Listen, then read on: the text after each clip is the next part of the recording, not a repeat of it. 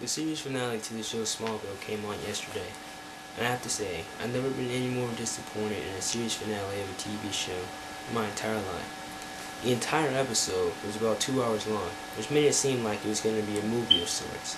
But it had a whole bunch of plot build-up, we were closing character storylines, ending the series like it's supposed to. But unlike a movie, all we had was a whole bunch of plot build-up with no climax. I mean, at the end, he doesn't even really fight Darkside. He just kind of flies into the air and just crashes into him, and he explodes. It was so stupid. It made no sense. I mean, at the end of all the other seasons, we at least had some kind of fight. I mean, in Season 9, Clark fought Zod in about a good 3-minute final fight, like it should have been. We had an actual climax. I was a little disappointed in Season 8 when he fought Doomsday. He was pretty much just getting smacked around. But at least we had some action. But in this one, all that happens is Darkseid chokes him, throws him into the air, and then Clark has an epiphany, and he crashes through him. Now, normally, that makes a lot of sense. That usually always seems to happen. It's so cliche, epiphany, I'm the hero, main character kind of guy, and now it's my destiny to beat him. Well, yeah, but could you at least have punched him? All you do is fly through him like he's a sheet of paper, and it makes absolutely no sense. I mean, in the series, Superman actually fights Darkseid in a pretty epic climatic fight. At the end of the fight, Darkseid even says something deep and climatic. It goes a little something like this. I am many things, Kal-El, but here, I am God. Another thing that bothered me about the final episode was how Darkseid possessed Lionel Luthor, like this is the Exorcist or something. Like, why in the world did Clark have to perform an exorcism to beat Darkseid? Couldn't he have just smacked him around a little bit or something? Or maybe have shown I mean, if you were just going to do that, you may as well have just given him a flashlight to just turn on and shine on Darkseid. That would have made a lot more sense than him just flying straight through him. Let's think about this one for a second. In literature, a Dark Lord, kind of like Voldemort or something like that, is usually a force than a physical being. But I mean, this is the series finale. We're all ready to find logic, so we may as well have just made him a physical person for Clark to fight, instead of him just possessing somebody like he's some stupid low-grade demon that can't do anything. It makes no sense. In the comic books, Darkseid actually came and whooped Superman a couple of times. He actually gave him a fight. Instead, like I said, he just chokes him, throws him into the air, and then gets an exorcism performed on him. What's that? I mean... Here's the fight in Superman, in the animated series. Superman actually engages Darkseid in the final battle. The climatic ending to the whole episode. The one thing we viewers have been waiting for this entire time. Well, why couldn't the fight in Smallville be anything like this? Why in the world do we have Clark have to perform an exorcism to beat Darkseid, when all he had to do was really just push his hand into his face with his Omega Beam? At least this makes a little more sense than that.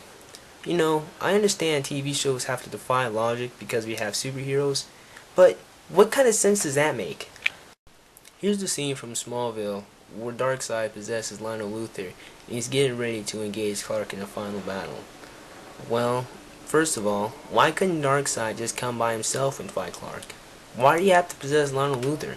I mean, he is an all-powerful mighty lord of apocalypse that has almost unlimited power, and an Omega Beam that just completely destroys anything that comes in his way. Why does he have to possess someone like Lionel Luthor? And let's just jump onto that. Why Lionel Luthor? If you're going to possess anybody, why not possess someone that can actually do something? Like Kimbo Slice. I mean, he might be a black MMA fighter, but, well, there it is. He's an MMA fighter. He can actually look like he can fight Superman or something. Put him in a headlock or a chokehold. Anything would have been better than this stupid push that occurs right here.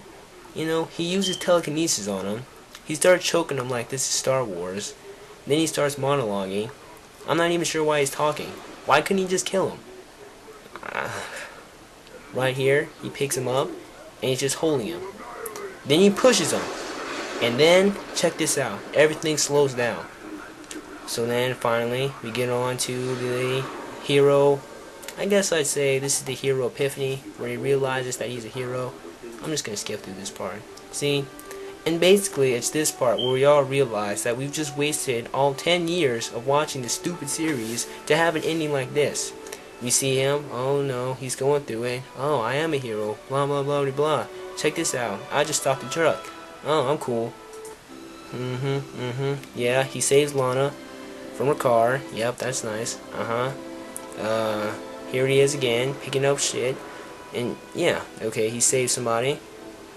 And he saves Lana again. So yeah, basically, we just have some stupid epiphany here, like every hero does.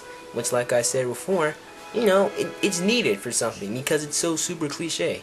So I'm just gonna skip through this part. So this is pretty much takes up all of our time for the fight right here. And I'm just gonna skip to the part where he just starts flying.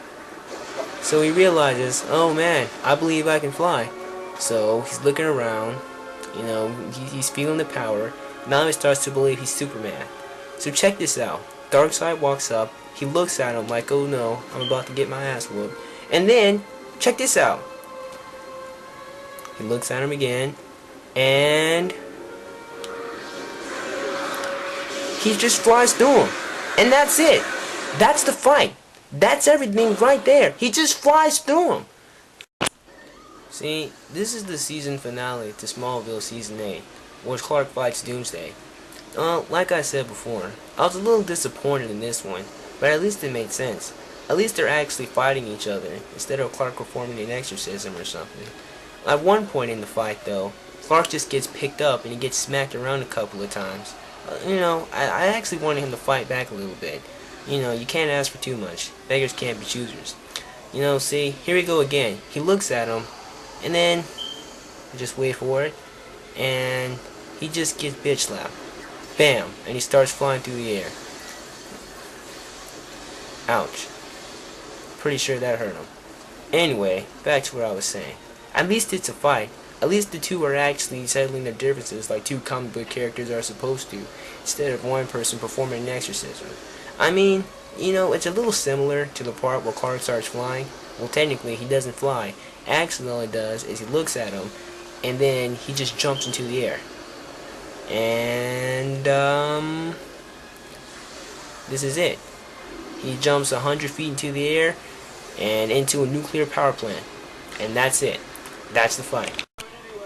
See, here in Season 9, General Zod and Clark actually engage in the final battle, where that decides the fate of both of them.